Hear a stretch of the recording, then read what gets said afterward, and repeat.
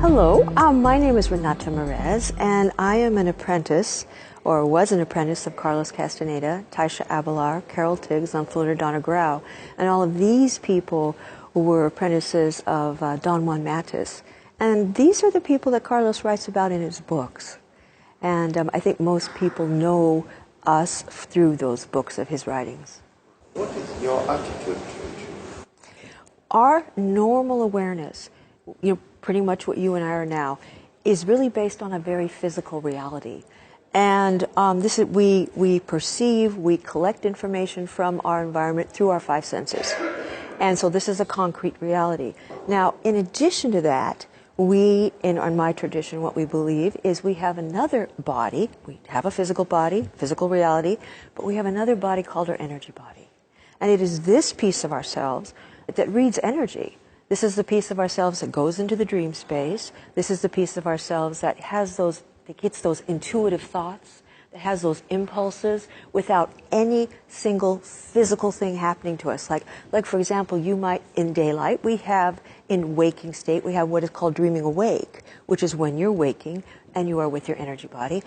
Now, we go into the sleeping space. There's like the first level of our sleeping space. And this is our first level of dreaming, and this is where most of the dreams we have are pretty much part of our day. Our bosses show up, our cars, our houses, myself being 5 years old, all those, my tricycle, everything shows up in that first level of dream. But this is where the seers of my lineage practice our arts. Because then if we can hone our arts, we can hone our energy body in this first level of sleeping dream, then we get to go into the other layers of dreaming, which are far more profound, far more different. These are worlds that are very unfamiliar with our normal awareness, worlds that are very unfamiliar with anything we have accustomed to in physical reality.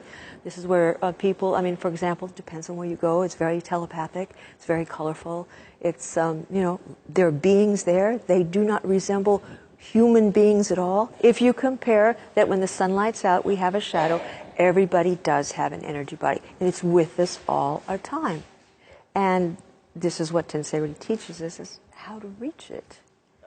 Because as the seers describe, if we're just in normal awareness, this is only 1/2 of our energy. But if we're with our energy body, and you begin to perceive that the world is not physical, that this whole room is completely made out of energy, and then the physical world is put on top of it, that you can heal yourself, you can move matter from your energy body. So that's where a tradition like Tensei really comes in, because it comes from a long line of seers, tens of thousands of years old. То есть это то, где приходит наша традиция, которая идет из очень далекого времени, более 10 тысяч лет назад. When people come to our seminars, they will be doing these movements. And like I said, within 10 or 20 minutes, they will experience their energy body. Now, they're dreaming. They are awake. So they will be in a state of dreaming awake. They will feel a whole lot of energy they've never felt before. Their perception will go from here to here. It'll be like 360 degrees all around them. They'll close their eyes or keep their eyes open, and they'll be able to feel things in the back of their head. Most people can't in normal awareness. They're just kind of bicameral. We're all here, But they'll start feeling that. They'll start having interesting thoughts they've never had before. And that's just from 20 minutes of doing these movements. У нас левая рука тянется вверх, а за ней тянется правая рука вверх, как бы левая ведет правую. И при этом мы делаем вдох и выдох. Давайте сделаем несколько раз.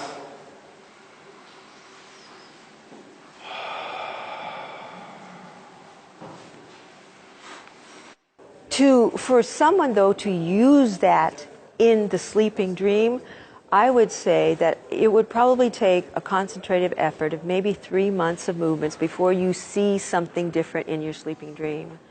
And then before you control your dream, as we were discussing earlier, it's going to take a while. It's going to take a while for you to really get close enough to your energy body, to not have a lag time, and to command the space, command yourself in that space. It's going to take a number of years. I would say on the average, people start doing it about after 5 years. But you see, the importance for our lineage is to go into the dream space with as pure as possible and with as little interpretation. So that's why we do this thing called the recapitulation. We review those scenes from our lives that are the basis of our brain, our ideas, our habits, our psyche. And we review those and interject our energy body into those. So when you go into the dream space, you are relatively pure. And you're just in that momentary, wow, this is really cool, instead of, oh, that reminds me of when I was 5 years old. When you're there and you're saying that, the whole dream is going to collapse because you've brought too much of your normal awareness into the dream space. You'll have no control over it. We learn how to control ourselves in normal awareness. We learn how to control our emotions, our anger, these kinds of things. We learn how to stop the dialogue of our mind, to get silent, because as soon as this is silent, then the energy body comes in. And so we learn this in our normal awareness, which transfers to that first layer and multiple layers of the sleeping dream. How that manifests in the sleeping dream space is I am in control of myself. I mean, you do understand that in normal awareness, I make my reality by what I think and by what I do. Well, your dream space is your reality also. So you make that space yourself. Okay. That we have the opportunity to perceive through our energy body and all the realms of energy which it exists in. Что у нас еще есть возможность воспринимать при помощи физического тела и всю реальность энергии, которая идет вместе с этим. What you want to focus on, what we'll be focusing on, is a current scene of maybe some kind of conflict that you have. So once you learn how to control some of your habits and patterns here, then you learn how to control yourself there. So in that first, second, third, fourth layers of dream, you'll be able to tell yourself, well, there's a door over there. I want to walk to the door. Because, when we first start dreaming, we're kind of voyeurs. We're kind of sitting there, watching everything go by. Wow, look at that. Whoa, I'm flying. But I got no control over this. Nothing. And so by getting control here, you'll get control of yourself there, and you can walk yourself to the door. And I go, you know what? I want to go to the Himalayas. I want the Himalayas to be on the other side of that door. And you open that door in your dream space, and the Himalayas will be there because it is by your design. The same thing as when other entities, as you were talking before about fear, would enter your dream. You can say, no, go away, and they will dissolve because it's your dream. So this is what we're after, is this kind of control. By controlling ourselves, we then are able to control the dream. But it doesn't work the other way around. It works from here out. Do I have dreams every night? I have dreams almost every other night. Lucid dreams where I'm in them and I'm in the space and I'm doing things, but every other night.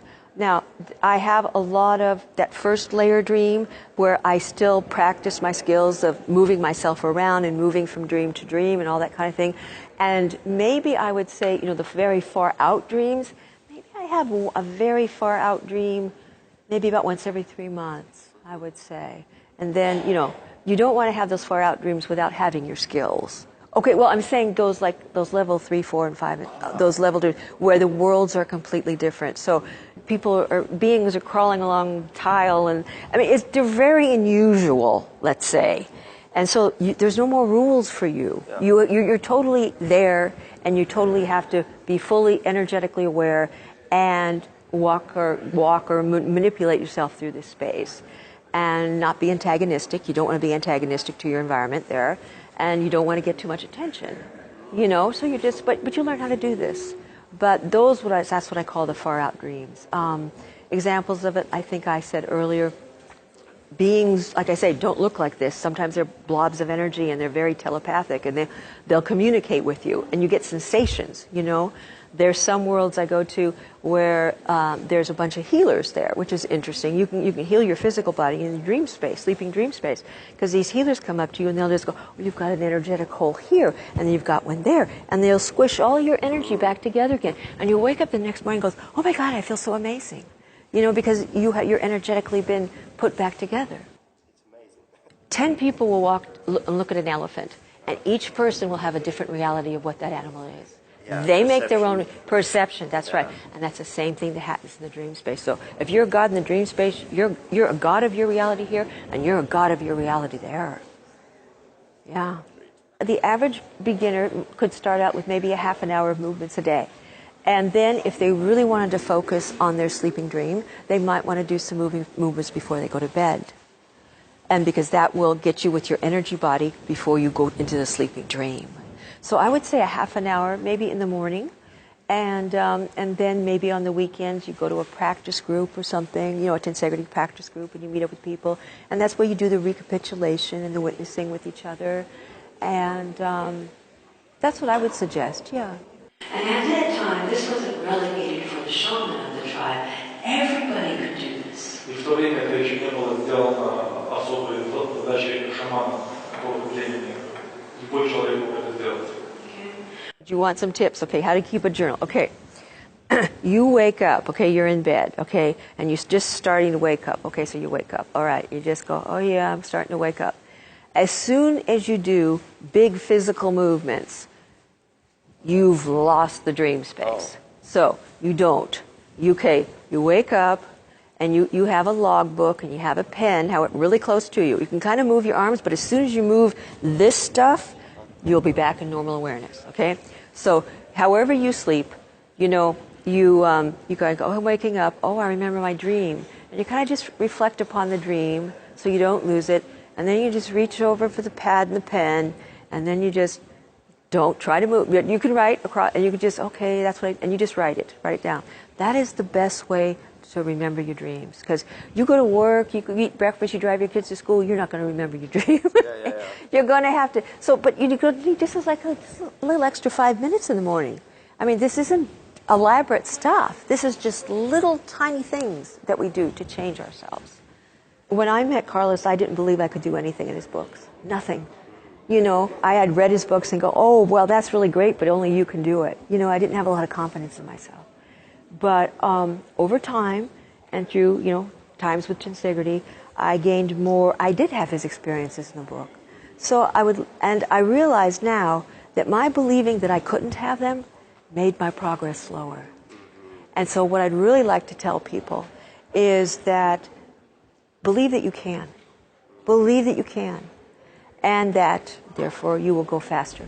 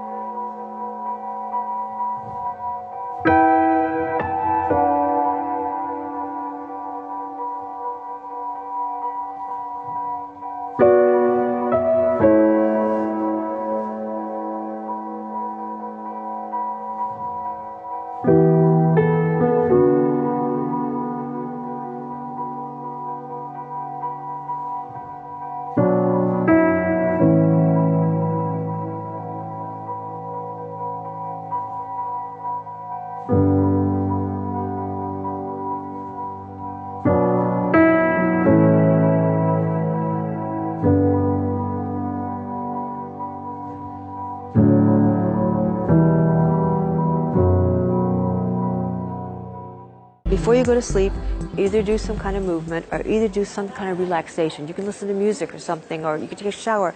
But do something that kind of separates your day, your normal awareness, from your energy body sleeping awareness. So whatever that is for you, a lot of our people do tensegrity movements. Ступня, ставим. Правая ступня, ставим.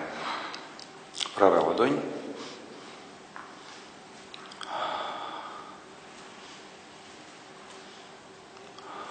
Зачерпываем энергию.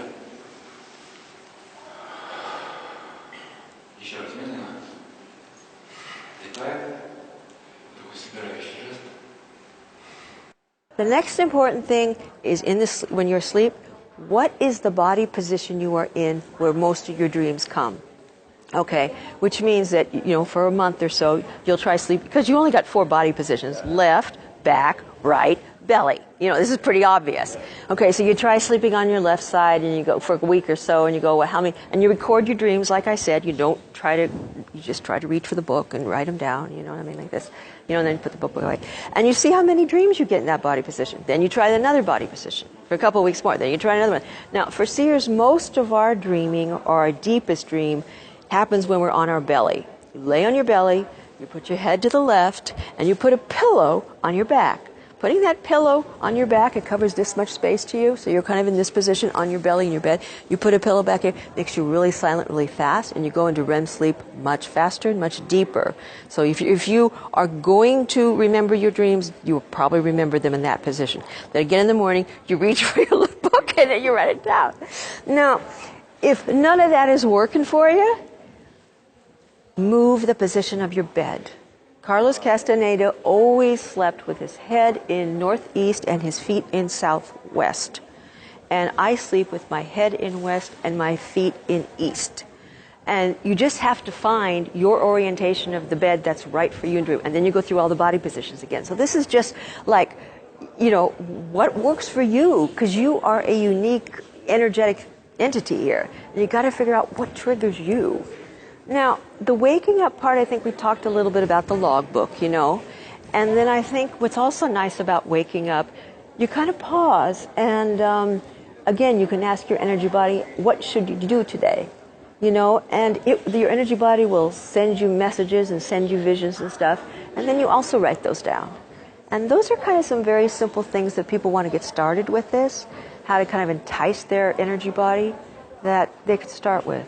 And I think they'll have some good effects with it.